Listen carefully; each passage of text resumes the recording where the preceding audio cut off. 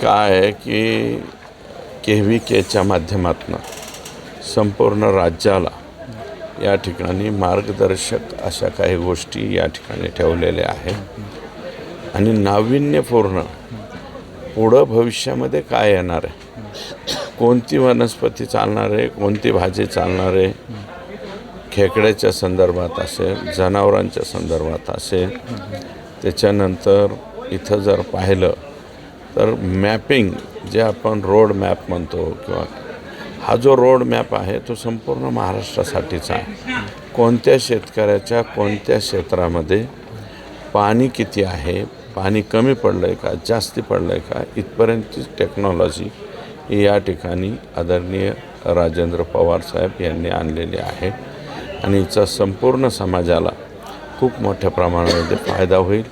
KVKनं हे जे प्रदर्शन ठेवलं आहे, मला असं वाटतं की महाराष्ट्रातल्या प्रत्येक माणसानं, शेतकऱ्यांना ज्याला शेती कळते त्या कळणाऱ्या शेतकऱ्याने इथं यावं आणि हे पाहून जावं.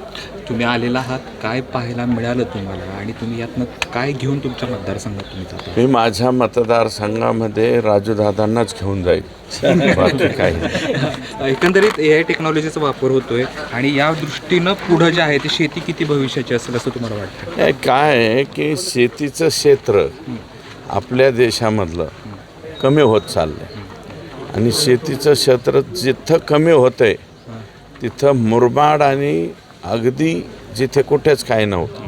मी पाहिलेलं आहे, राजूदादांनी अगदी दगडाची शेती ताब्यात घेतलेली आहे आणि त्या दगडावरती सुद्धा नंदनवन फुलवलेलं मी माझ्या डोळ्यांनी पाहिले. इथं एकटंच नाही आणि एम्ब्रिओ ट्रान्सप्लांटची सुद्धा अतिशय चांगली लॅब त्यांनी इथं केली. साहिवाल सक्सेस करून दाखवली, गीर सक्सेस करून दाखवली आणि लाल कांदारीचं सुद्धा मला वाटतं टेस्ट या ठिकाणी त्यांनी घेतलेले आहे. मूलतः भारतीय वंशाच्या ज्या गाईच्या जाती आहेत त्याच्यापासून जास्तीत जास्त दुग्ध उत्पादनाचा सुद्धा प्रयोग हा KVKने या ठिकाणी केलेला आहे.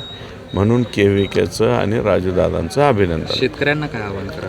शेतकऱ्यांना एकच विनंती करेल की जुनाट पद्धतीची शेती सोडून इथे येऊन हे नाविन्य पाहून नवीन पद्धतीने शेती करावी.